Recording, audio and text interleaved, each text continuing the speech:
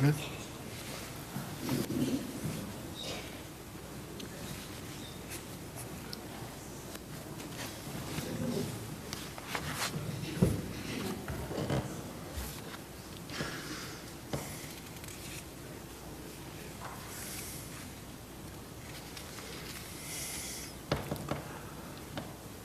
morning.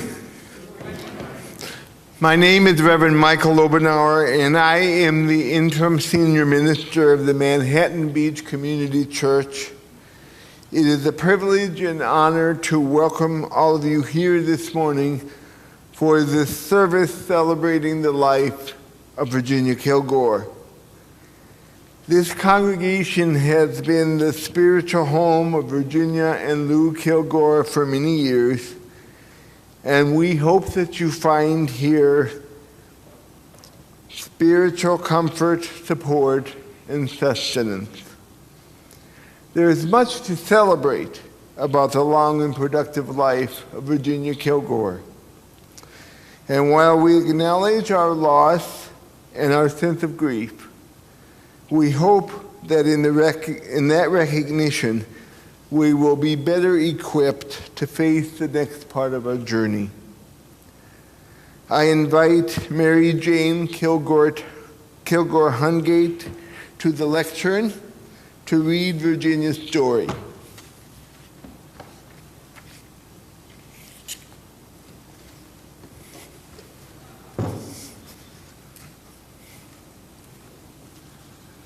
Hello.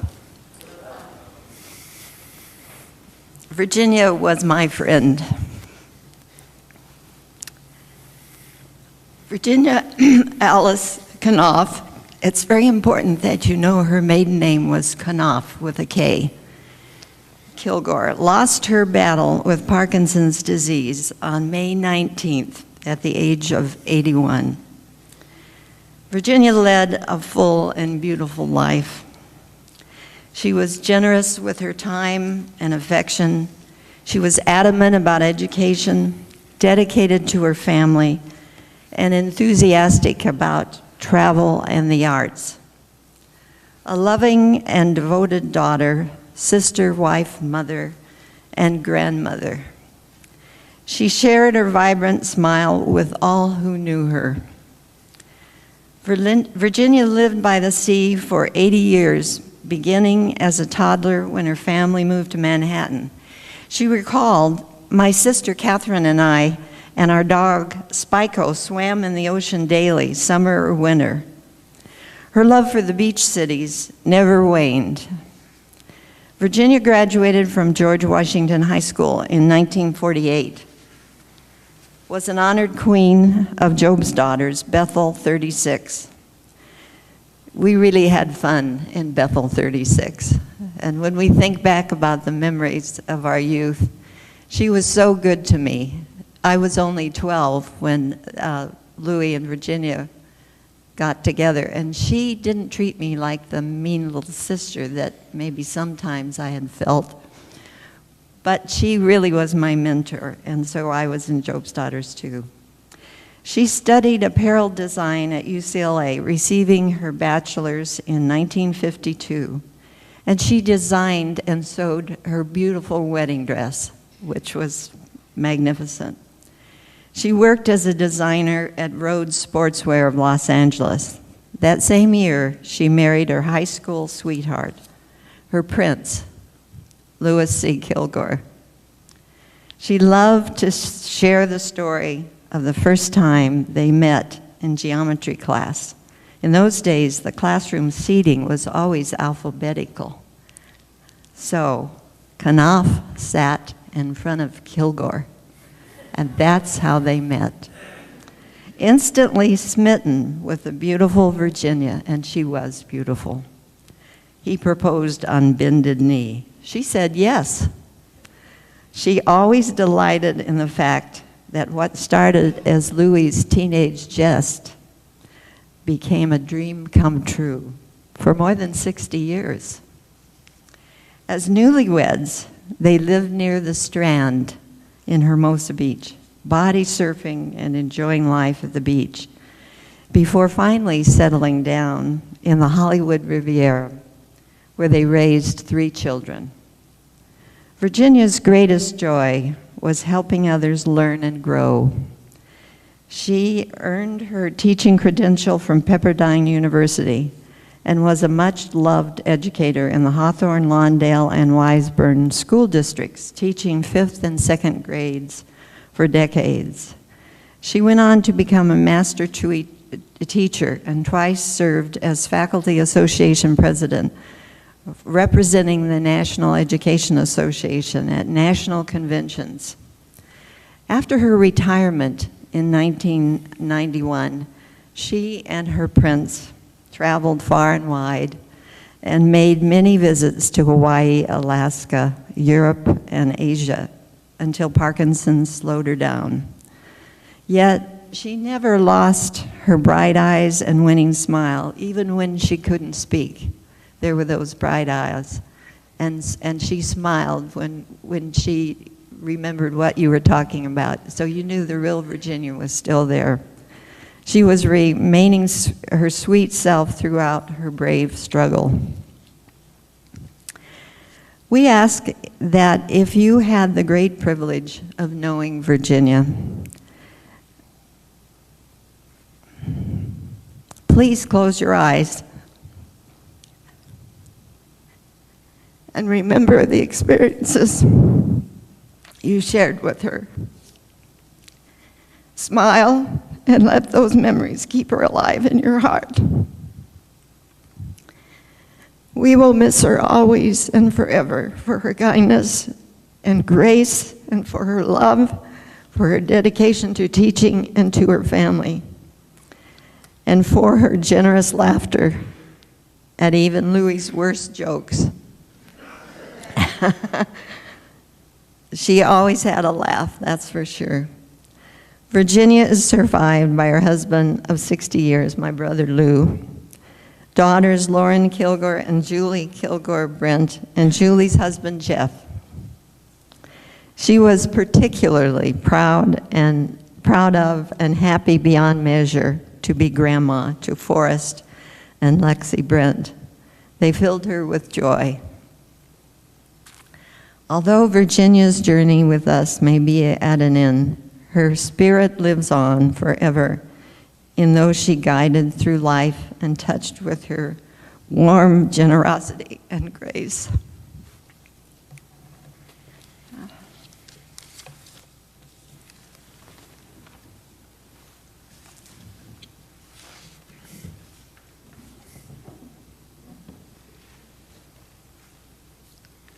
I now invite Florence McTaggart to the lectern to read Transcendent.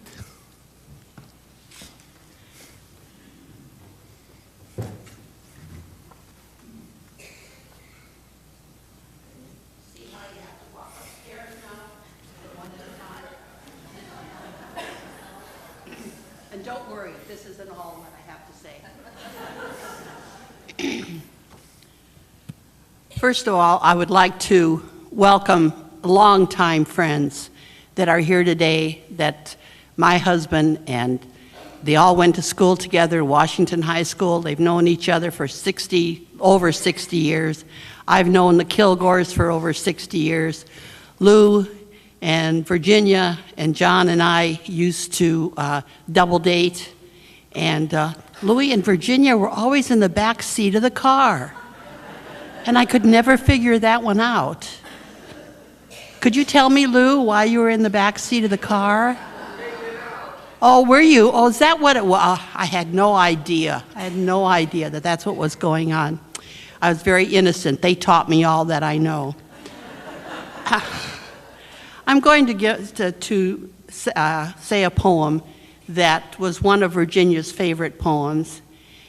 And it's a poem, it's a prayer. It says so much about Virginia. She had a faith, she got it. She had a faith that she didn't have to defend. And the name of the poem is Transcendent. Dear heart, perhaps you cannot find God's hand or see his face through some hour of despair. Do not be grieved. Go seek the good, clean land, and you will find him there. He is part of every wind that sweeps across the furrows. Breathe deeply of it. Here is where God keeps stored healing and stored strength. Wander a while down some still wooded way.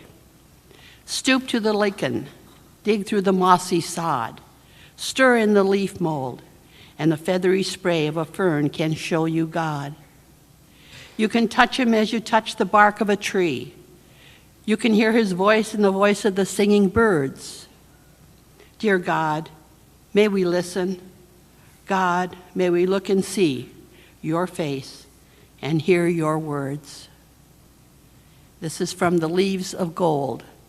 If you have that book, it's on page 110. Thank you very much. And Lauren and Lou, I really have been very honored to have been able to come up here and speak. Thank you. Like I said, you know, easier to get down 20, 30 years ago, 40 years ago, 50 years ago.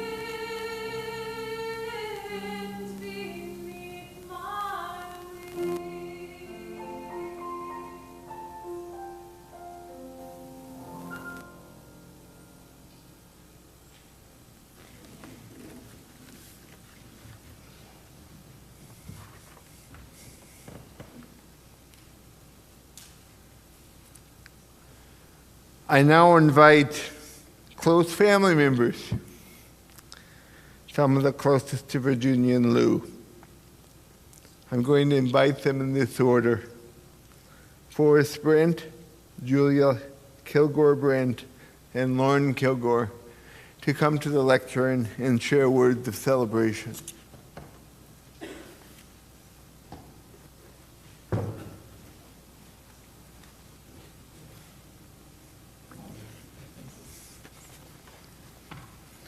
I'd just like to share a poem that Virginia wrote entitled Live.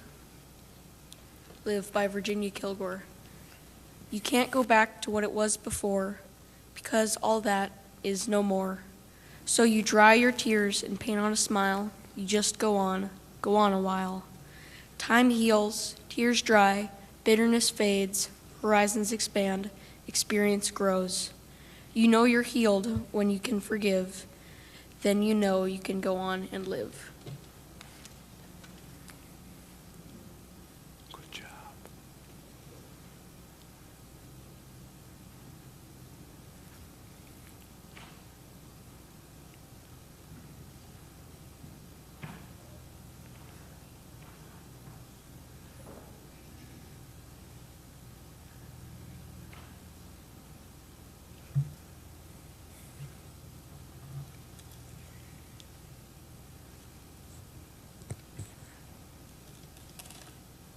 Good morning, everyone. I'm going to do my best to get through this.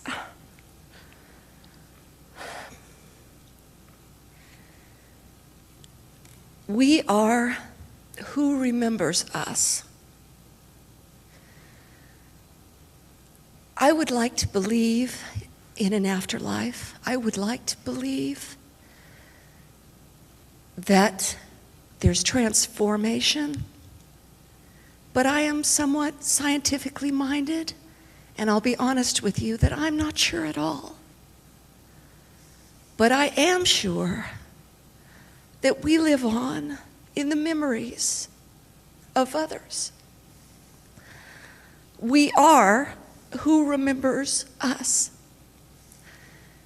And so I want to thank everyone for coming here, for remembering and keeping Virginia alive in that way.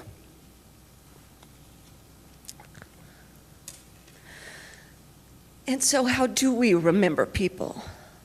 We remember them through what they do and through what they say. My mother taught me so much. But when I was thinking about it, in my mind it boiled down to the fact that she taught me how to love unconditionally through her example. She taught me how to have faith in people, even when they are human and make mistakes.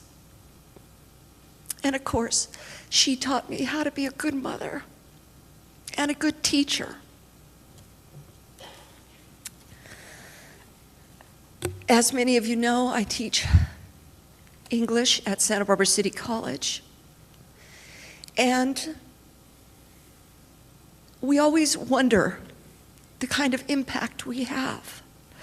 And so when I think about we are who remembers us, I was very pleased to see that one of Virginia's students had left on the Daily Breeze obituary website some words about Virginia.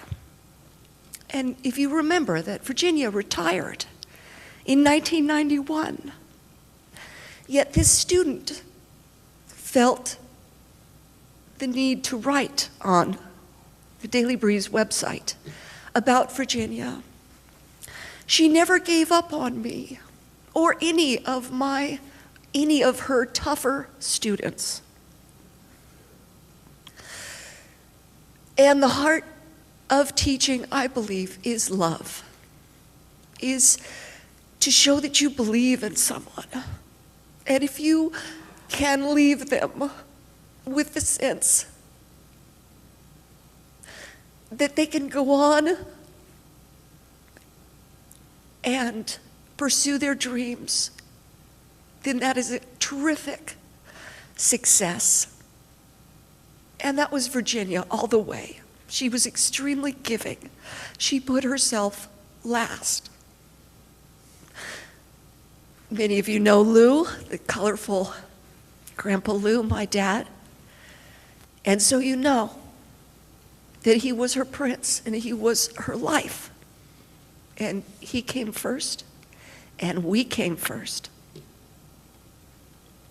And she always came last. When I think of her teaching, I also think of the silkworms that she would use every year, almost every year, in her classes. We had a mulberry tree. Is it a mulberry tree? And every year she would bring home these silkworms, and they would make their cocoons out of silk. And then they would transform and fly away after we would feed them the mulberries. And what was left at the end of this was this silk casing that you could pull the strands out and make something as beautiful as a silk blouse. And so when I think of that poem, Transcendent, I think about the remains of the day, what we are left with. And it seems a good metaphor. But of course, I wasn't one of her students. I was, because I was her child. But mostly I remember her as a wonderful mother. Now I could sit up here and say she was a wonderful mother. I'm sure everyone does about their moms. And I'm sure the things that touch me are the same things that touch you about your mother when you think back to when you were small. The times that you were sick. I remember having the stomach flu all night. She never left on my side. You know, it was the cool rag on the forehead, the holding of hands, you know, all through every sickness, reading me the Velveteen Rabbit, many, many stories, calming all my fears, just as your mother's calmed yours, letting me come into her bed after a nightmare. And in more specific ones, I remember that she used to sing me lullabies like Tooraloo-Lura. And then I remember when Lou and Virginia got into the folk period there in the 60s, and Lou would play the banjo and Mom would play the guitar, and she'd sing Shenandoah, which she played so lovely there, and Hang Down Your Head, Tom Dooley, and Red River Valley, and all the music. And I really am sorry that my daughter never got to hear Virginia sing, because by then she was losing her abilities one by one. But I will always remember the summers. I mean, as she left us in May, summers together before there were screens, before there were video games and computers. What were you going to do all summer? And we were home with her, and we'd play board games, and we'd play.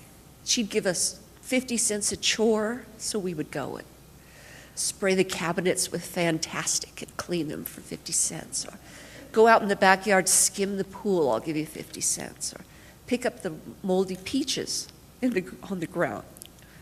And we loved that. So she kept us busy. I have fond memories of our summers together.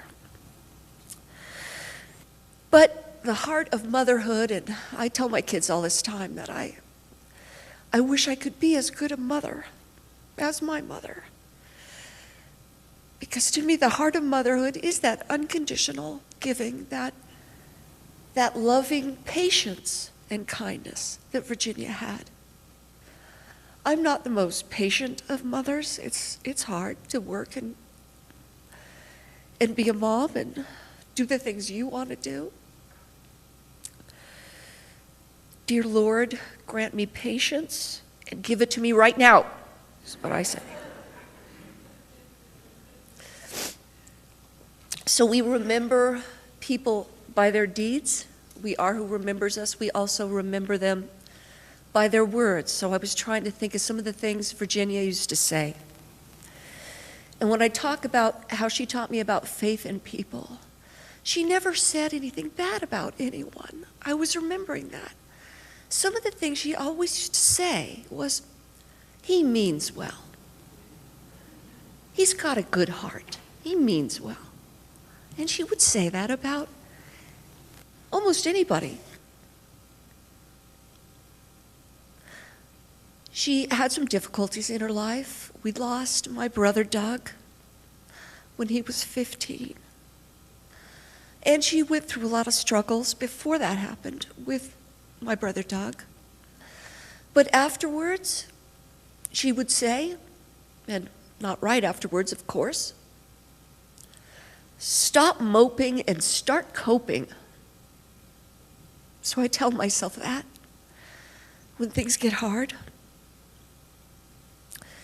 And I thought of this the other day because I told it to my daughter, and it was a joke, but because Mom was always about love, she fell in love at 16 and stayed in love her whole life. And she was a child of the Depression. Her parents came from nothing. Lou's parents came from nothing. There was no money in these families, but what they built up and saved over time. And now they're doing well. But she would say this to me, and I said it to Lexi the other day, you know, love is everything. You want to marry for love. But it's just as easy to fall in love with a rich man as a poor man.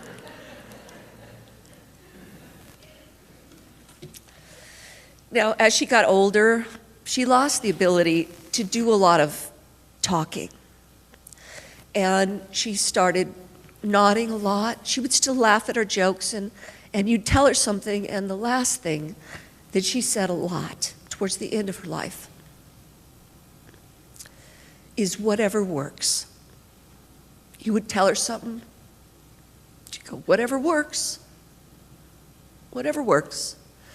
And when I think about that expression, it really also sums up her accepting the diminishments that came with Parkinson's and finding new ways to get through life. And we all have to do that, as well as go on.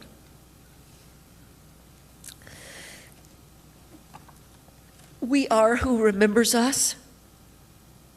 So please keep remembering Virginia, and she will never really die.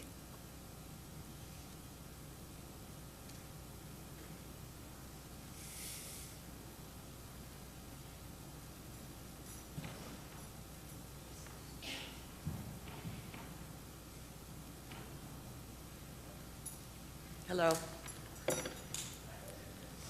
I have with me today a little yellow book that says Memories of My Senior Year, and it is dated June of 1948, and in it Dad wrote, "Dear Virginia, the future is ours and we've just begun.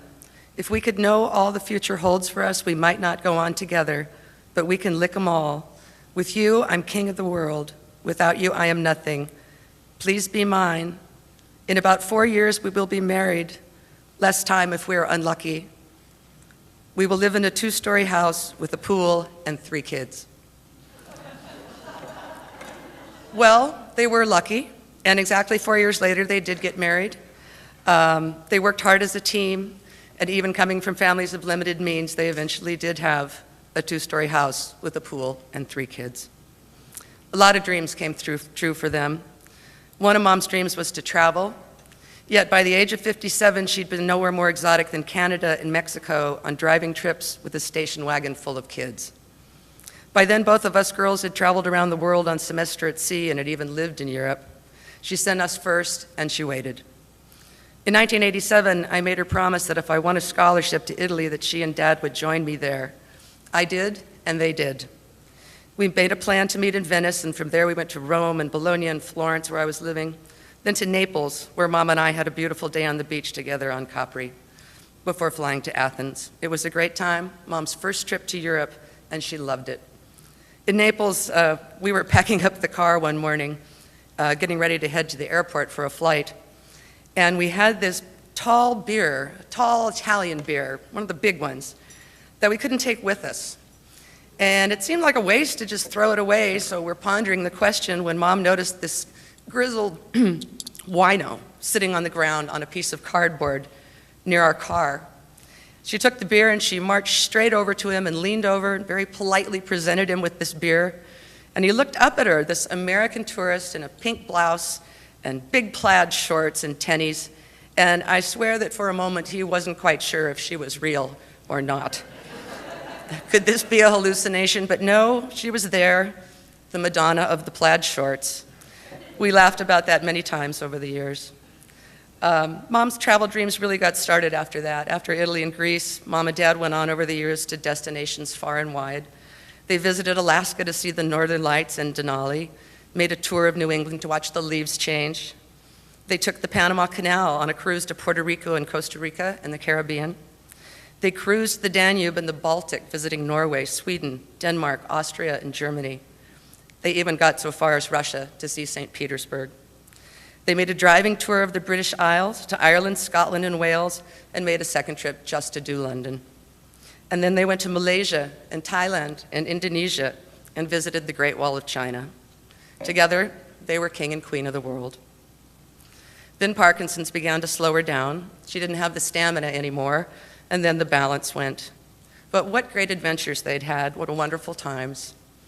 On June 4th, we interred her ashes at Inglewood Park Cemetery, a little place right under the flight path at LAX. Planes flew over throughout the service, but right at the end, this huge jumbo jet flew over so low and so loud that we had to pause for a moment. It seemed close enough to touch, and Mom would have loved that. So, journey on, Mom, and I'll meet you there.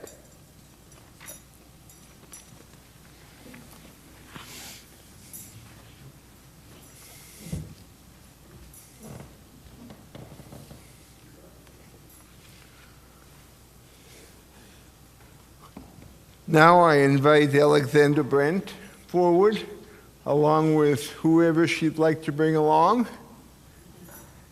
And while they're coming, I'm going to ask all of you to stand, and we're going to sing together the song, I'll Fly Away. You'll find that on the inside cover of your service bulletin this morning. So please join us in singing together.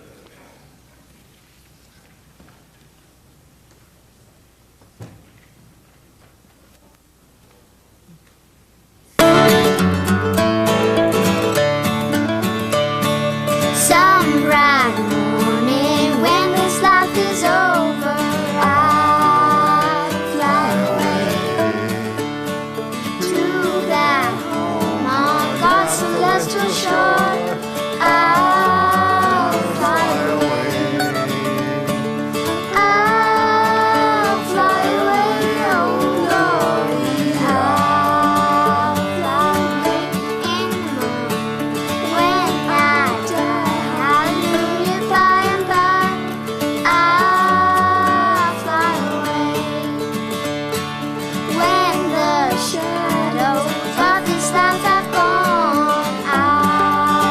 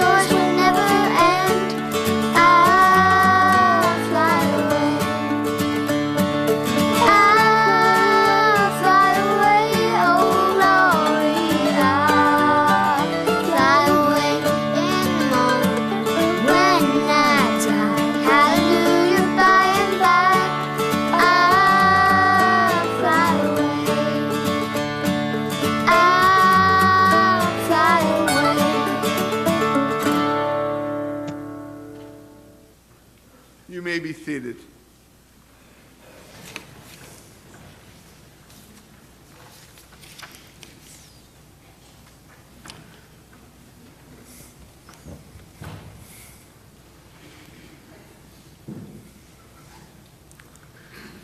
Hear these time-honored and beloved words from the psalmist of the Hebrew Scriptures.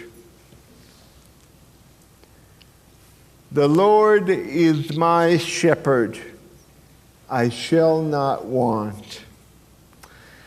He maketh me lie down in green pastures. He leadeth me beside still waters. He restoreth my soul. Surely goodness and mercy shall follow me all the days of my life, and I will dwell in the house of the Lord forever.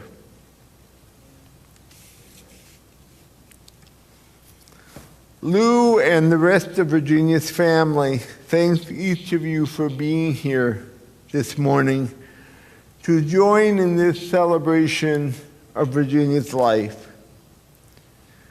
You are now invited to a reception in the Assembly Hall, immediately following the organ postlude, to share refreshments, memories, and from what I understand, a moving, beautiful tribute to Virginia's life in video and music.